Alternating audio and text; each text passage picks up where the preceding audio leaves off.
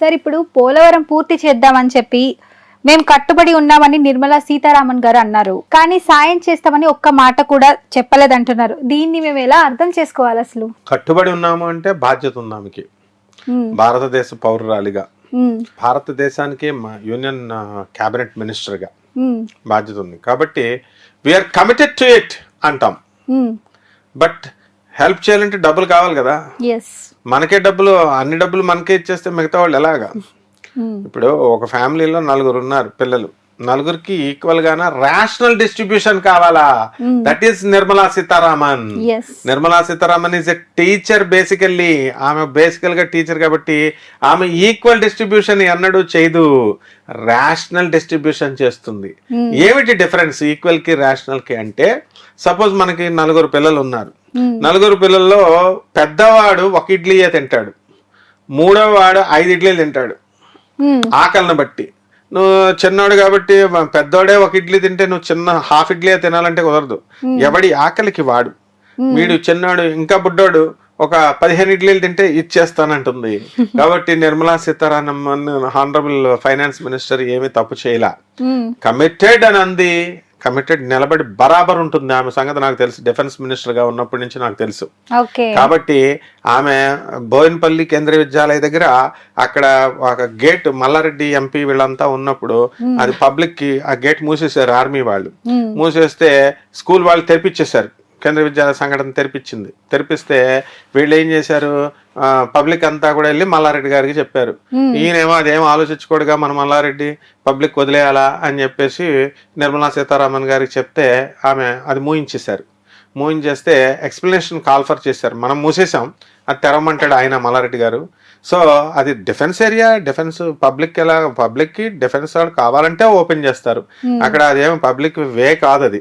అటువంటి టైంలో నేనే డైరెక్ట్ గా నిర్మలా సీతారామన్ గారికి మొత్తం రిప్రజెంటేషన్ ఇవ్వడం, ఆ తర్వాత ఆమె స్పోర్టివ్ గా ఆమె విని చక్కగా చేసింది. దానికి మూసిపడేయండి అన్నాం అంతే అనమాట. కాబట్టి ఆమె తీసుకునేటటువంటి డెసిషన్స్ ఎప్పుడు కరెక్ట్ గా ఉంటాయి. రేషనల్ డిస్ట్రిబ్యూషన్ చేసింది. ఏ రాష్ట్రాలకు ఇవ్వాలో, ఎవరిని ఎక్కడ తొక్కి పెట్టాలో, ఎవరికి ఎవలా రిలీజ్ చేయాలో అంత ప్లాన్ గా చేసింది.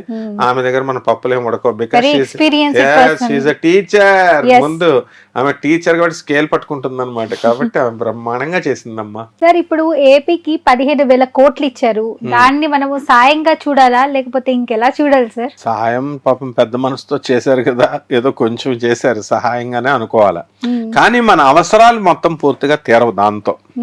కాబట్టి దీన్ని ఏం చేశారంటే దాన్ని స్పెషల్ అండ్ హోలిస్టిక్ ప్యాకేజ్ అన్నారు. దీన్ని స్పెషల్ ప్యాకేజ్ చాలా హోలిస్టిక్ గా ఇచ్చాం, ఆత్మీయ ప్యాకేజ్ కింద.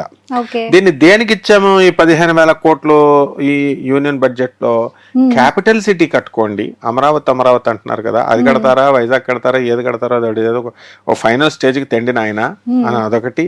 పోలవరం ప్రాజెక్ట్ కట్టుకోండి.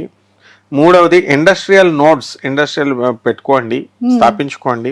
And development of backward areas, వాటిని డెవలప్ చేయండి చక్కగా. రాయలసీమలో, ప్రకాశం డిస్ట్రిక్ట్ లో, ఆ తర్వాత ఉత్తర ఆంధ్రాలో, శ్రీకాకుళం ఇలాంటి, వైజాగ్ ఇలాంటి ఏరియాల్లో.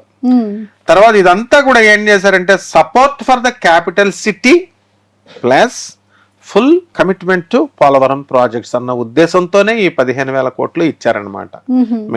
మెయిన్ ఉద్దేశాలు ఈ రెండే. రాజధాని ఏర్పాటు చేసుకోండి, 2వది పోలవరం ప్రాజెక్టు కట్టుకోండి, ఎంతవరకు వస్తే అంతవరకు. కాబట్టి దీన్ని సహాయ చర్య కిందే మనం తీసుకోవాలన్నమాట. పేర్లు పెట్టాలంటే మనం పేర్లు పెట్టామనుకో, అవి ఇచ్చేది కూడా ఇవ్వడు ఆయన, ప్రధానమంత్రి. ఆయన చాలా మేధావి. కాబట్టి this is called as the special finance support for a capital city అని చెప్పొచ్చు. కాబట్టి బ్రహ్మాండంగా మనము ఈ ప్రోగ్రెసివ్ అండ్ కాన్ఫిడెన్స్ బూస్టింగ్ చేసేటటువంటి చర్య. మనలో ఆత్మవిశ్వాసం జరిపే ఆంధ్ర అయిపోయింది, అప్పుల పాలైపోయింది, రాష్ట్రం డెవలప్మెంట్ లేదు అని బాధపడిపోయి కృషించిపోతున్న మనకి పన్నీరు లాగా జల్లాడు అనమాట ఓ 15,000 కోట్లు. కానీ ఎవరికి తృప్తి లేదనుకో. కానీ పర్వాలేదు, మిగతా రాష్ట్రాలకు అది ఇవ్వలేదు కదా, మనకన్నా అదన్నా ఇచ్చాడు కదా. కాబట్టి మనం ఈ యూనియన్ బడ్జెట్ అలొకేషన్స్ ఎలా ఉన్నాయంటే, దేనికోసం? ఇండస్ట్రియల్ గ్రోత్ చేసుకోండి, ఇన్ఫ్రాస్ట్రక్చర్ పెంచుకోండి, ఇరిగేషన్ చేసుకోండి, అండ్ అదర్ ఏ పనులు కావాల్సి ఆ పనులన్నీ కూడా చేసుకోండి. As a new sunrise to the state. కొత్త సూర్యోదయం మీ రాష్ట్రానికి రావాలి. It is a new sunrise for the state of AP. ఆ విధంగా మనం ఇది చక్కగా ఇచ్చారని చెప్పుకోవాలి. Okay, thank you sir. Thank you అమ్మా. ఇప్పుడు ఆపరేషన్ లేకుండానే మోకాళ్లకు ప్లాస్మా ట్రీట్మెంట్. మీ ఆర్థోపెడిక్ సమస్యలన్నిటికీ రోబోటిక్ టెక్నాలజీ ద్వారా తక్కువ ఖర్చుతో శాశ్వత పరిష్కారం. Free consultation. ప్రతి ట్రీట్మెంట్ పై 20% డిస్కౌంట్. ఈ ఆఫర్ కొద్ది రోజులు మాత్రమే. త్వరపడండి. V9 hospitals 9281465842.